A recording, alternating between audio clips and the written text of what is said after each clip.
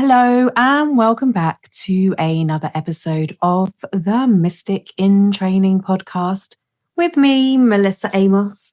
It is so good to be back. I was part of a very interesting discussion this week, and it all fell around energy hygiene, energy management, protection. And it's something that I personally have grappled with, asked 100 million billion questions around, and have certainly in the many years as a very sensitive soul, a highly sensitive being, a psychic, a channel, a healer, and a parent and a friend and a Londoner. And so I definitely have a lot of practical experience around what it means to manage energy. And I've heard it all from there's no such thing as bad energy, just protect yourself with love and light and you'll be fine, to you need to belts and braces, buckle up, buttercup, because everything out there is trying to get you. So I've been through it all.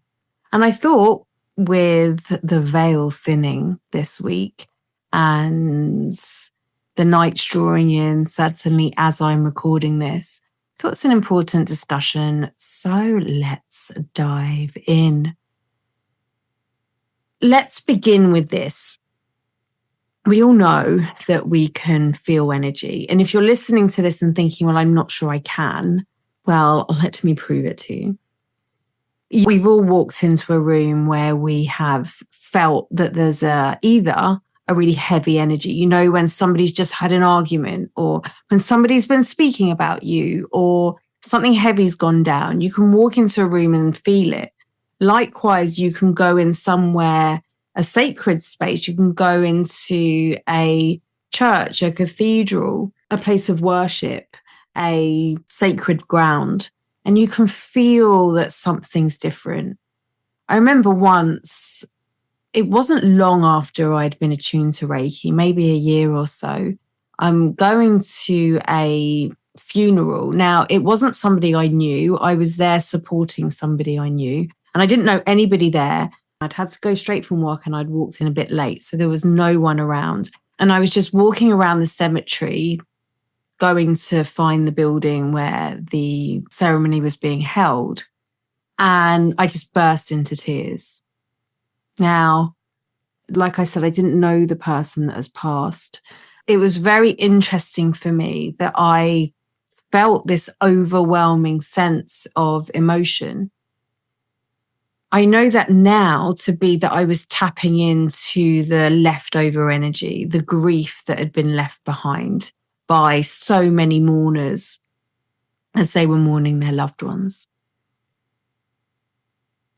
And I also came to realize that this wasn't necessarily a bad thing. It didn't feel good at the time, although I would say there was some catharsism. But at the time, it shook me up. At the time, I realized just how easily penetrable my energy field was. And it started to help me understand that maybe one of the reasons why I would often get overwhelmed, or why I would feel a certain way, like, for example, I would go into London and be feeling fine and been having a great day. And then all of a sudden, I remember going once to Winter Wonderland, and just all of a sudden, just getting really like antsy and like, I need to go home, and like this kind of, I don't even think it was an anxiety, but this like bad mood came over me. And I remember then in that moment thinking, this isn't me, like this isn't mine. What on earth is going on? And I fired myself up and grounded. And even though there was a bit of residue from there, it did pass. I didn't get lost in it. But that definitely wasn't my natural state. Also, as a medium, when I was training in mediumship and psychic work, actually this ability to be able to move through different energies and be able to feel what was happening, guess what? Was a superpower. It worked really well when I could have somebody sitting in front of me and going, oh, have you been feeling a little bit anxious recently? And they're like, yes. how do you know? Or it feels like you're really chill and you've just come back from this really nice holiday, and they're like, yes, how do you know? And it's because my body was picking up on these subtle energies that they were essentially giving off, and I was feeling them as my own. Likewise with mediumship. So mediumships, when you bring in somebody from the past, somebody that's passed away, I could feel what they were like. I could feel what kind of human they were. I could feel what kind of personality they were. And I could certainly sense the emotions that they were feeling, first of all, for the person that was sitting in front of me, but also how they were feeling through their life. I then spent a long time working with the shamanic practices. And certainly the person that I was working with was very much insistent that we would practice some very strong protection techniques. And the point of view there was, well, there's a lot out there that isn't there for your highest and greatest good. And so you need to protect your energy body. You need to create this bubble or this shield around you so that nothing can come in. Now, I have worked with some incredible shielding techniques and they work really well. And sometimes they're definitely called for. Certainly when you're in some deep ceremonial work, it can be really helpful. You might have heard of one of the shamanic practices where you'd go into the underworld and you'd put on a mask, and that mask is to hide you so that you're not receiving, if you like, any of these darker energies. So like I say, I've learned it all and I've been through it all, and I've certainly been privy to some, shall we say, interesting energy experiences, from the etheric to the psychic, even through to psychic attack. And you know what? My truth is there's room for everything. But there's two things that I think are important for this conversation. One, it's important to know where you're drawing the energy from. And two, if we're in fear, then we're going to attract fear. Like attracts like, light attracts light. So let's start with the first one. Where are we drawing our energy from? In real simple terms, there's two places. There's the vertical channel. So this is coming through your crown and through the body and into the root and down into the earth and up into the heavens. So if you like, this is the energy that's bringing through your higher wisdom. This is where we're bringing through the energy from the heavens. This is where I am going to when I am working with my channel and with spirit guides. This is where I'm going when I am connecting in with my higher self. And so we have this vertical grounding, if you like, where I'm grounded into my highest light.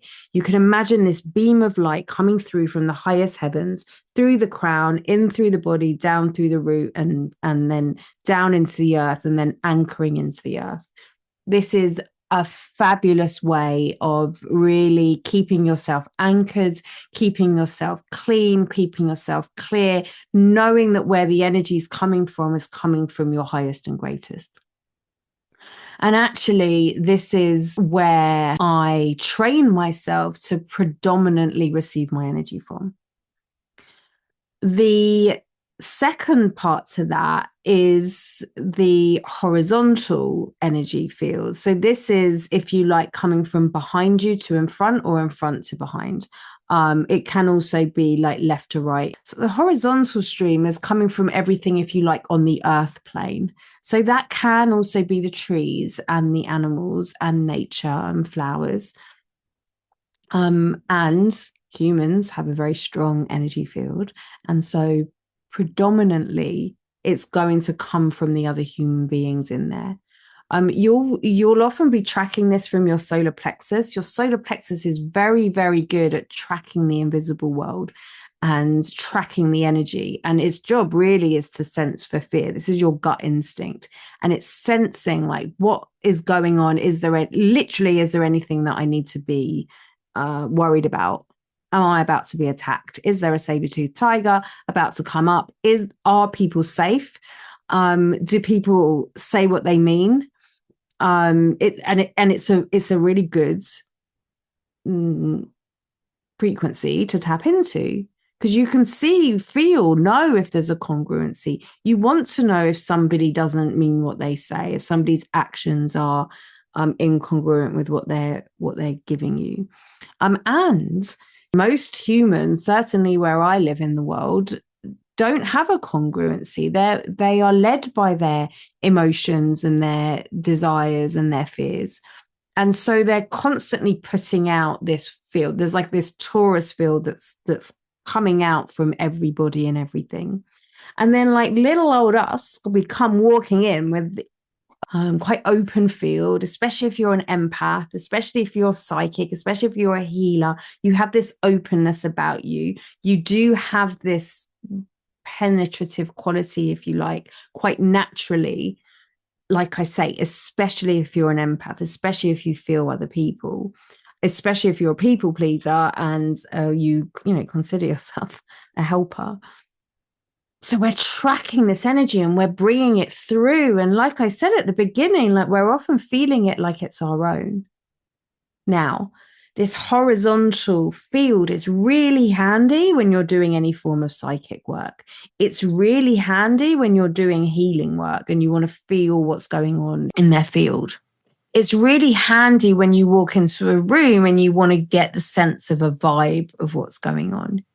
It's also really handy if you want to come in and influence the energy of the room, because we're going to be doing that from the horizontal energy. And so you'll see that neither of these are better or best, but there's a sense of, well, when do I turn on which one? When am I predominantly on which one? And to be honest, you're never going to be 100%, maybe sometimes, but you're very rarely going to be 100% in one or the other. Now, there's actually a third thing here to do with our energy body. Our energy body is either vertical or horizontal, and also it's either in receiving or transmitting predominantly. We're doing both all the time, but predominantly. And what I've been leaning into is, how do I predominantly bring my receiving channels to come vertically from the high heavens and from deep in the earth, and have my transmitting channels come horizontally, so that when I walk into a room, when I walk into a space, first of all, it's like I'm a crystal. I have the most coherent energy field in the room, and that I am still turning on the horizontal. I'm still wanting to pick up. I'm still wanting to make sure people are okay. I'm still wanting to ensure that I am receiving what's happening. But I want to make sure that whatever's happening isn't the thing that's influencing me. The thing that's mainly influencing is my highest guidance all of the time. So how do we do this?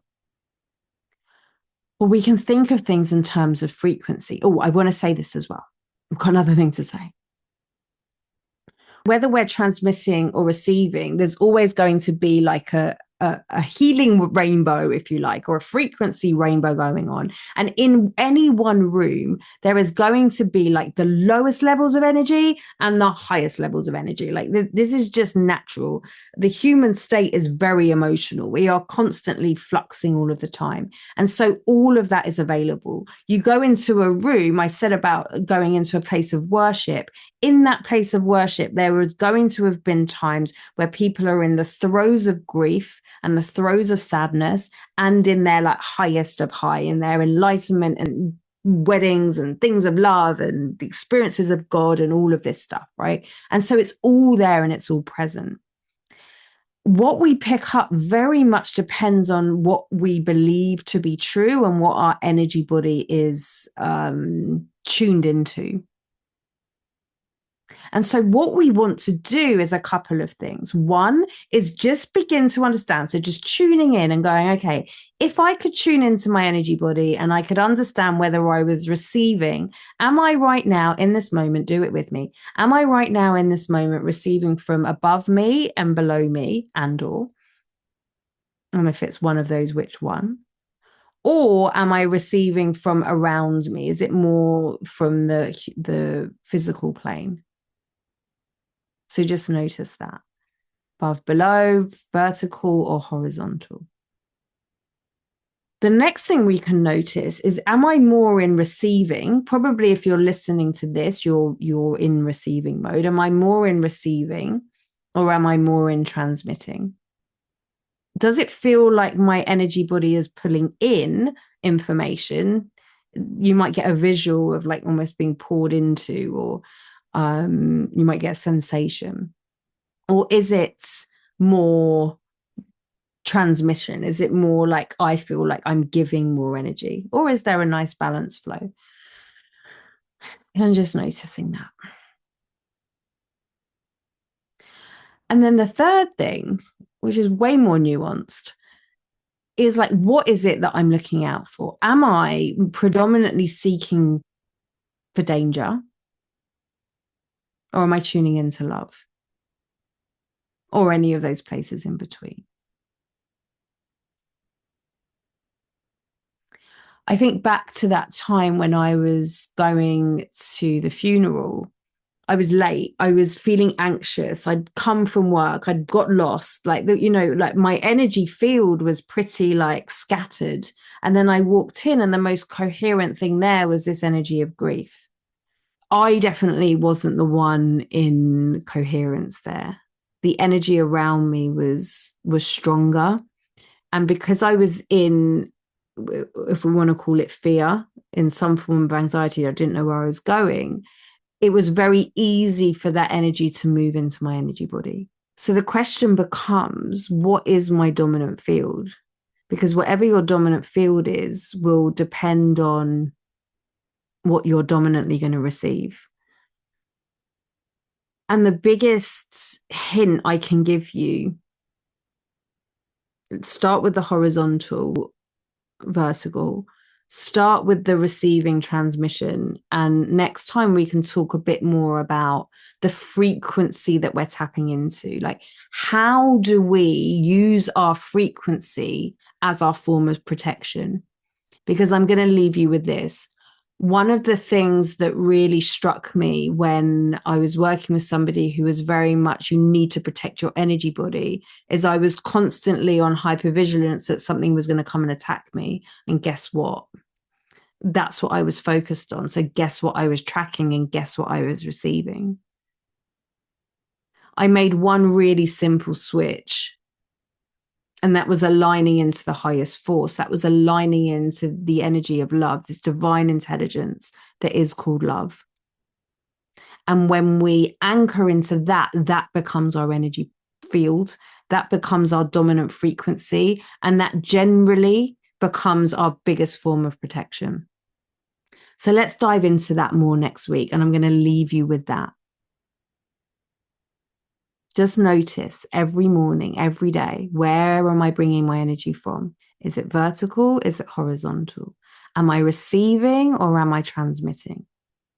If you don't like what you hear, use your breath, use your practices, use your imagination. Allow yourself to change it. And if you find yourself moving into fear, use that receptive energy body to go and find the love that's been left around, because I promise you it's always there, even if you can't feel it. I will see you next time. Bye for now.